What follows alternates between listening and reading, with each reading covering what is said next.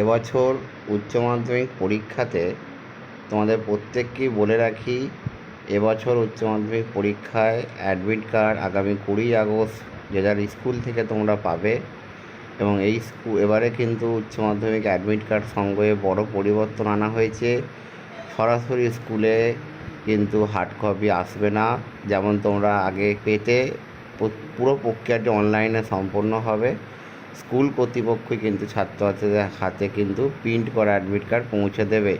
তাই প্রত্যেকে admit card সংগ্রহের জন্য 20 আগস্ট যে যার স্কুলে যোগাযোগ করবে এবং পরীক্ষা যাতে ভালো হয় এই কটা দিন অন্তত ভালো করে পড়াশোনাটা করবে, যাতে করে তৃতীয় সেমিস্টারের রেজাল্টটা ভালো এলে তবে কিন্তু তোমাদের, যেহেতু চতুর্থ সেমিস্টারে বড় কোশ্চেনের পরীক্ষা হবে তাই সুবিধা হবে।